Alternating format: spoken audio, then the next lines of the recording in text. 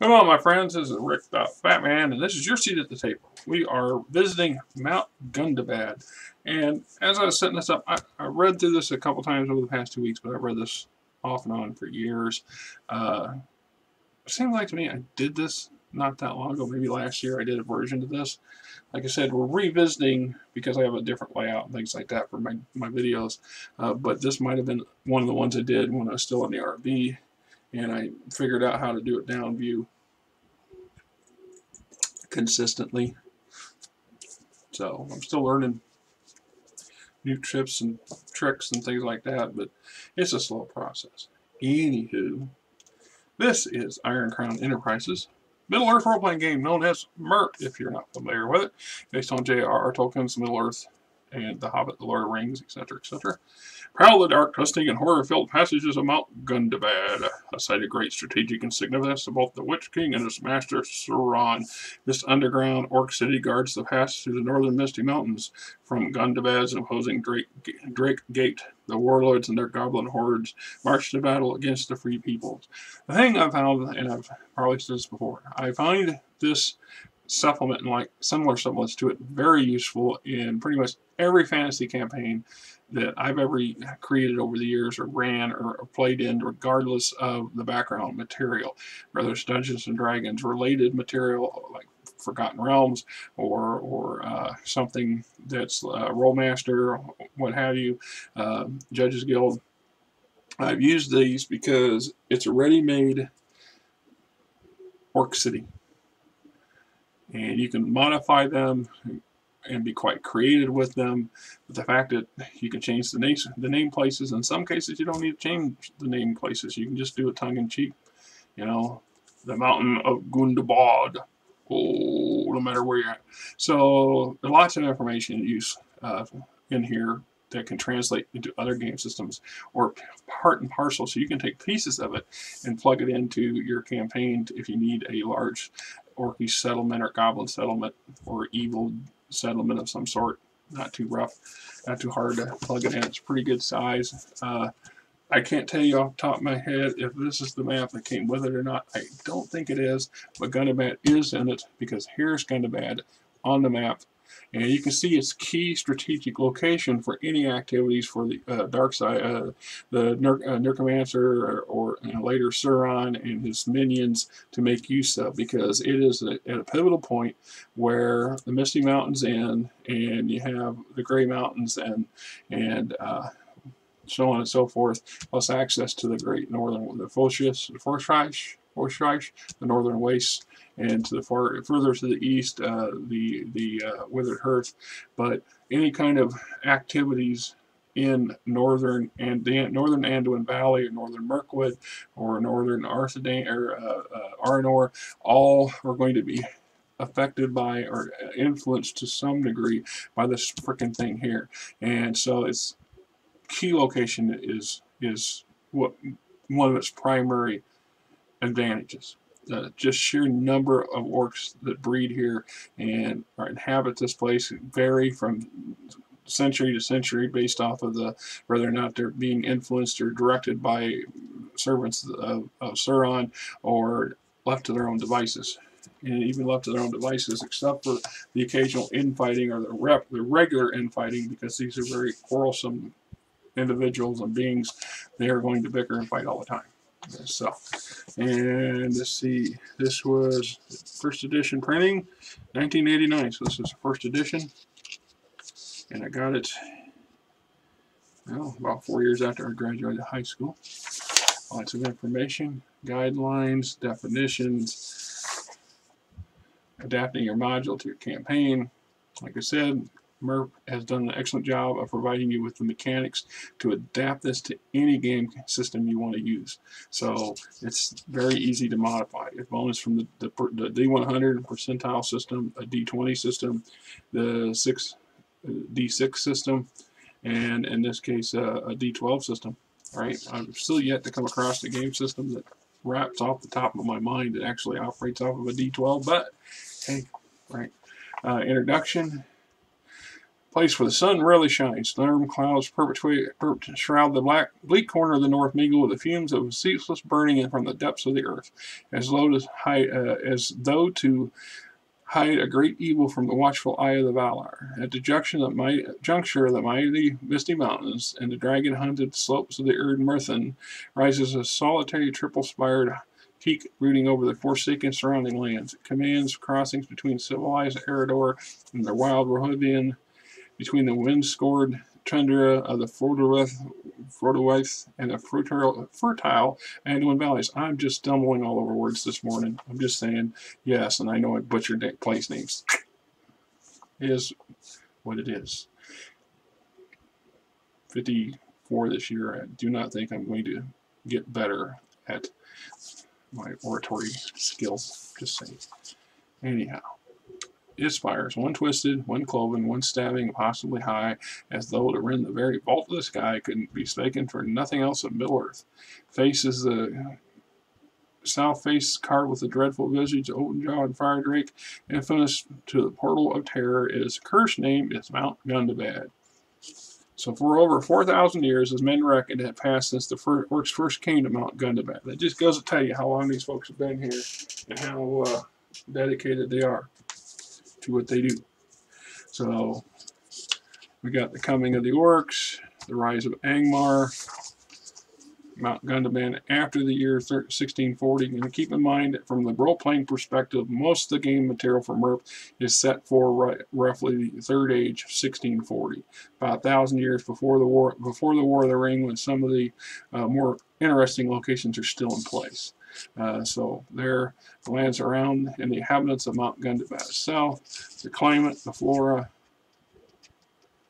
Let's see. Yeah, it's just basically geography there. The fungus, the edible and non-edible, and other miscellaneous fungi of Gundabad. It's a nice little thing to have. Fauna, fungi caves, the orcs. The appearance, abilities, and weakness, social structure, violence and fear cement Orcish society. A goblin community, when not under the direct control of the Dark Lord, is an uneasy grouping of tribal units. In this case, of an Orcish city such as Mount Gundabad, there can be numerous smaller factions and tribes within the larger society, often feuding with one another and held together by only by the will of a strong leader. Just saying, right? So, attitudes and lifestyle. Life of an orc is best summed up as nasty, brutish, and short. Bloodthirsty, treacherous, and cruel, orcs are the basest of nature. They are rarely content to save when eating, fighting, or torturing captives. Orcs mistrust one another, usually with good reason, and fight among themselves if no other enemies are at hand. Because of their stubborn rebelliousness, selfishness, and greed, orcs are kept under control best by a constant demonstration of superior strength. Kindness and mercy are invariably interpreted as weakness and taken advantage of. So we've got the economy, young orcs, females, how they do their business.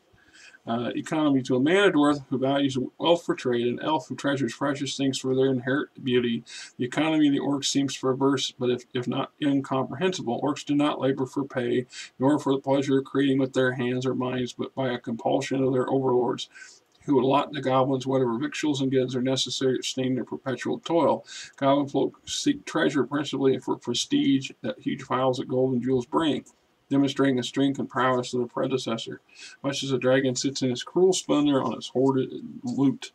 Each orc keeps his personal wealth, from the few miserable coppers of the common trooper to the bulging coffers of the Orc-lords, by his ability to defend it with sword and claw. Language, religion, lifespan, and death. It says orcs are capable of living several hundred years or longer, but very few attain such an age, as both die before the age of 50 in battle, by murder, or within their own community, or as a result of mine accidents. Those that do escape all the perils are still prey to disease, despite their inherently tough forms, for filthy conditions in which they breed every manner of illness. Orcs fear death, for despite their elaborate worships. Explanation of trolls in the Orc city. The Estuar Northmen, or basically Northmen who will tolerate orcs. Kind of related to the Rohirrim, but not so much. Politics and power, population. So in the year 1640, Mount Gundabad is the home of 12,600 plus orcs, making it the largest center of orcish population in the north. There are 5 times as densely inhabited as the next most sizable community in the Misty Mountains, such as Goblin Gate. It's truly a goblin city. Indeed, its population is greater than such centers of managed culture as Fornos, Durain, or Dol Amroth. Of these orcs, the vast majority are common sort, numbering about 5,800 males, 3,700 adult females, 2,500 imps of both types, about 600 or so Urk. Politics, the leadership of the damn citadel.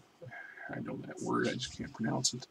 Orcs, the tribes of the mountains. These are the additional tribes that are in the surrounding mountains and answerable to Mount Gundabad, usually by force of will and blade.